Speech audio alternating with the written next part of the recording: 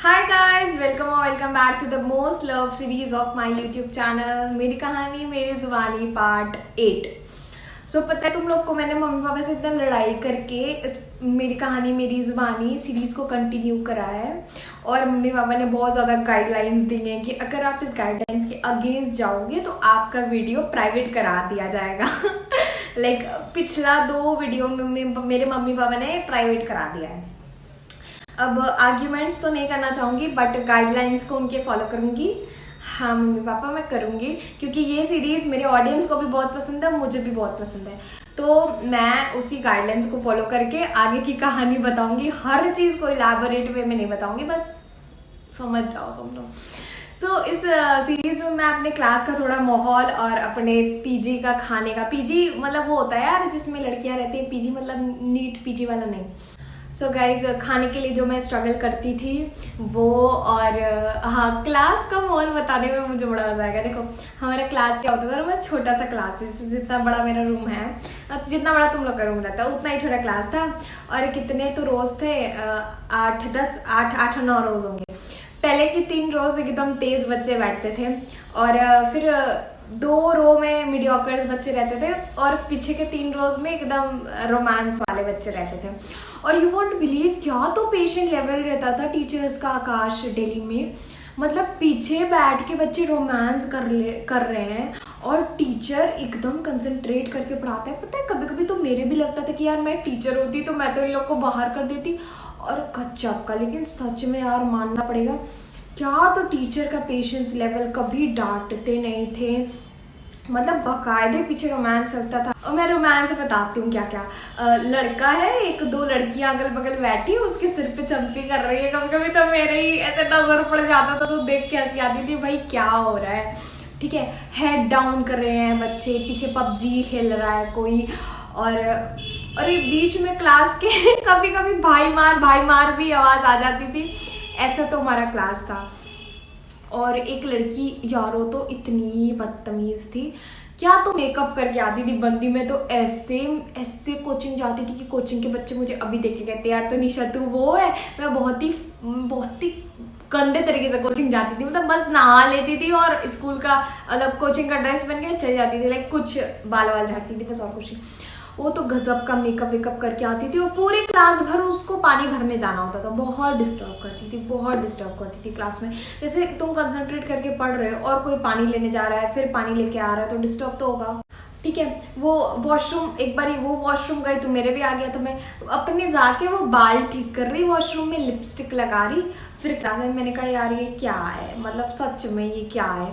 और कुछ लड़कियां वॉशरूम जाके बाबू बेबी करती रहती थी, कुछ लड़कियां प्लान बनाती हैं घूमने का। यार मैं तो वॉशरूम जाती थी तो मुझे बड़ा हंसी आता था, क्योंकि गर्ल्स वॉशरूम में बगल में होता है तो तुम्हें तो सब सुनाई देता है। कुछ लड़कियां बाबू को सॉरी बोल रही होती थी।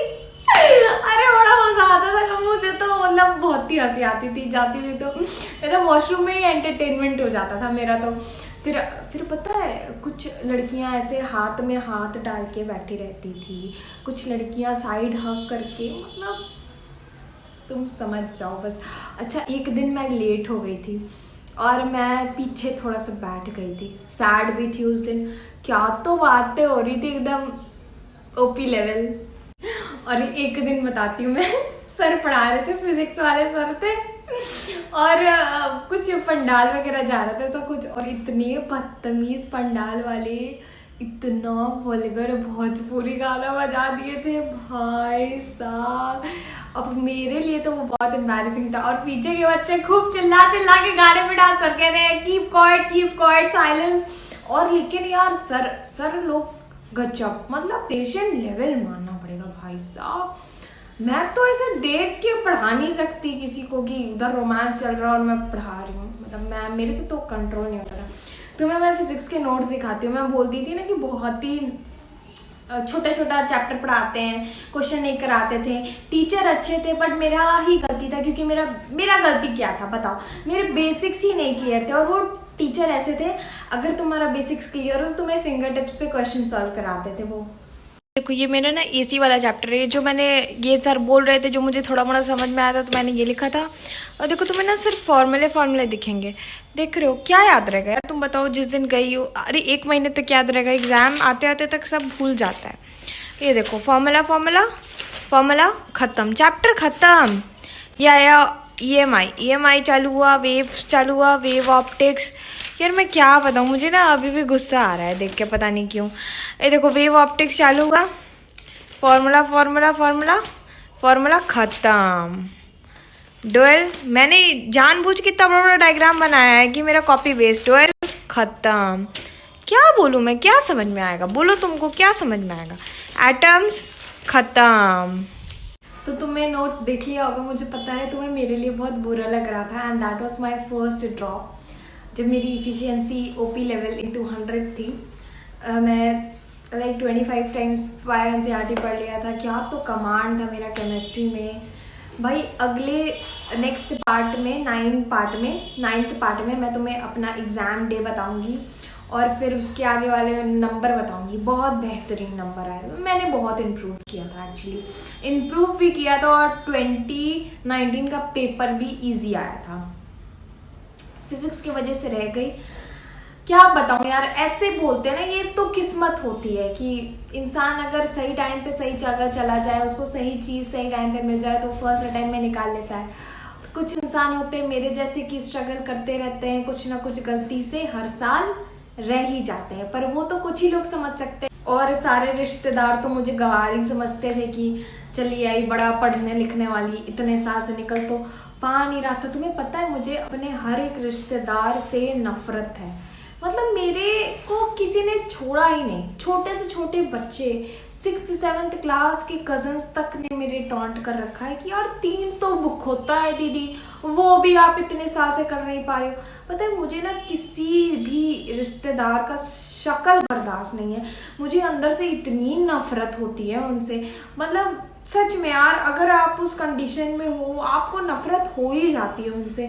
बहुत गंदा तरीके से लोग बोलते थे, मतलब खुद तो कुछ पता नहीं, कभी कॉम्पिटिटिव एग्जाम में बैठे नहीं ना, खुद के बच्चे कभी उनके कॉम्पिटिटिव एग्जाम में बैठेंगे। और मुझे 100% पता है कि उनके बच्चे क्या क्या करेंगे, सब पता है, आपको देख के पता लग जाता है। लेकिन अब हम लोग ने कभी किसी को जज नहीं किया, कभी कुछ नहीं बोला। मतलब पता है मेरी फैमिली मेरे रिलेटिव्स से बहुत डिफरेंट है। हम लोग को कभी मतलब हम लोग ने सोचा ही नहीं कि उनके बच्चों का क्या हो रहा है, क्या कर रहे हैं, इतने साल में नहीं हुआ, कभी नहीं। हम लोग को कोई मतलब ही नहीं। ठीक है यार, बच्चे हैं, कुछ ना सबकी लाइफ में कोई ना कोई प्रॉब्लम होती है, पर उन लोग एक भी कसर नहीं छोड़ते थे। मतलब किसी ने नहीं छोड़ा था मेरे, किसी ने भी नहीं। हर एक इंसान चुन चुन के हर एक इंसान ने बोला मुझे, और बहुत गंदे तरीके से बोला। यार तुम ठीक है, मुझे बहुत हर्ट हुआ, बस बात खत्म हो। तुम लोग को भी तो हुआ ही होगा, बट मुझे अब किसी की शक्ल बर्दाश्त नहीं है। मम्मी पापा मैं दोनों को बोल चुकी हूँ कि मुझे इन लोग से रिलेशन नहीं रखना है। अब ये लोग घमंड समझे कि हाँ चलो वो डॉक्टर बन गई तो घमंड आ गया, लेकिन ये घमंड वमंड नहीं होता यार। इतने गंदे तरीके से बिहेव आए ये लोग कि मुझे अंदर से नफरत हो गई है। अब लोग को तो जो समझना है समझे, घमंडी समझ ले, लेकिन मैं क्या हूँ मुझे पता है, मेरे भगवान को पता है, मम्मी पापा को पता है, मुझे किसी को एक्सप्लेन नहीं करना। ठीक है, अच्छा वो सब छोड़ो, मेरा फ्लो में, क्योंकि मुझे पता है कि मेरे वीडियो मेरे रिलेटिव्स देखते हैं, तो मुझे ये बात उन तक पहुँचानी थी, तो मैंने वीडियो में ही बोल दिया। सो अब खाने पे आते हैं। मैं खाने की शौकीन, मेरे से देखो यार, सच बता रही हूँ, अगर तुमको 100% प्रोडक्टिविटी चाहिए तो तुम पेट भर के खाना खाओगे, तभी तुम अच्छे से पढ़ पाओगे। डाइटिंग करते समय, पढ़ाई करते समय डाइटिंग वाइटिंग कभी मत करना, वो तुम नीट के बाद खुद ब खुद पतले हो जाओगे, एक्सरसाइज वर्कआउट सब हो जाएगा। पढ़ाई करते समय मस्त अपना एक्सरसाइज तक का कपड़ा आता है, इतना याद रखना। मैं तो मस्त खाती थी। मैं अपने पीजी में मतलब बनाना अलाउड था अपने लिए, हमेशा अपने आप को खुश करने के लिए। जैसे कभी कम नंबर आ गया टेस्ट में, तुम लोग को भी बोलूँगी, कम नंबर आ गए टेस्ट में, दुखी हो, कुछ अपने लिए बना के खा लिया करो, खुशी मिलती है, सुकून मिलता है। ठीक है यार, अगले टेस्ट में अच्छा करेंगे। मेरा तो मतलब ये नियम है, मैं हर टेस्ट के बाद रोती थी। मेरे कभी उतने नंबर ही नहीं आते थे जितने मैं सोच के जाती थी, मेरे कम ही नंबर आते थे हमेशा। मेरे सोचे हुए नंबर से मैं कभी दूसरों से कंपेयर नहीं करती थी, ये बात याद रखना। तो मैं जितने सोच के जाती थी उससे कम आते थे। फिर मैं रोती थी, फिर मैं कहती थी चल यार ईशु मैं तेरे को कुछ बना के खिलाती हूँ। फिर मैं अपने लिए वो जो होता है इंस्टेंट वाला पोहा, ऑमलेट, अपने लिए मैं बहुत मतलब बनाने में तो एकदम एक नंबर। कुछ भी मेरी वार्डन आंटी कहती थी पूरे हॉस्टल में सिर्फ तुम ही को है कि और कुछ बनाने आता है, और सब मैगी मैगी खाते थे। मैं मैगी नहीं खाती थी। अपने लिए फ्रूट जूस और अपने आप को खुश करने के लिए मैं फेस पे पैक वैक ढेर सारा मंगा के रखा था। हर दिन मैं पैक लगाती थी। मेरे अगर पीजी की या हॉस्टल की लड़कियां देखी तो उनको पता है कि मैं पैक वैक बहुत ज़्यादा लगाती थी। सेल्फ केयर करने से भी इंसान को खुशी होती है, तो तुम वो सब काम किया करो। इंस्टाग्राम मत चलाया करो। तो इंस्टाग्राम, फेसबुक, व्हाट्सएप ये सबसे दूर रह के अपनी केयर किया करो। जो भी किया करो बस अपने लिए किया करो, बात खत्म, ठीक है। और मैं आती हूँ लास्ट के वो एग्जाम जब आने वाला था, लास्ट के 10 डेज। यार देखो फर्स्ट ड्रॉप था, टेंशन इतना था नहीं, और ये थॉट नहीं था कि हिस्सा नहीं होगा तो क्या होगा। मतलब फर्स्ट ड्रॉप वालों को कोई टेंशन नहीं रहता है, मेरे भी कोई टेंशन नहीं था। मस्त एकदम पढ़ती थी और चॉकलेट स्प्रेड खरीद रखा था। और मेरा रोज का था कि एक पैकेट मल्टीग्रेन ब्रेड खत्म हो जाता था, मैं बहुत खाती थी। मुझे नींद आता था, चॉकलेट स्प्रेड और ब्रेड पे लगा के खा के पानी पी लेती थी।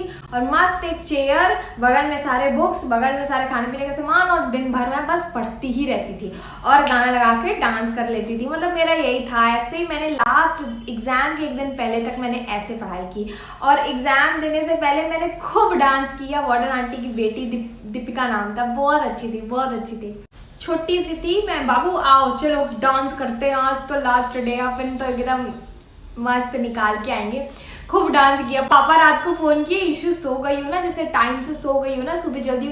पापा मैं हाँफ रही थी। पापा बोले क्या हो गया तुमको, तबीयत खराब हो गई क्या? बोले नहीं पापा खूब डांस किए। मेरे पापा मम्मी को फोन किया, एकदम पागल हो गई है क्या, एग्जाम के पहले डांस कर रही है। और पापा लोगों को क्या पता, मैं इतनी खुश थी क्योंकि मेरा प्रिपरेशन बहुत अच्छा था। और प्रिपरेशन अच्छा नहीं था लेकिन तब भी मेरे 12th NCERT बायो का रिवीजन पूरा करने को बचा था। लेकिन अपन यार बस पढ़ लिए, डांस करे और रात को सो गए। सुबह उठे मस्त। और एग्जाम वाले दिन मेरे साथ ऐसा कांड हुआ। आधार कार्ड भूल गई थी, ये भूल गई थी, वो भूल गई थी। मतलब गजब का कंडीशन था। ये मैं नेक्स्ट पार्ट में बताऊंगी। So thanks for watching this part guys, bye.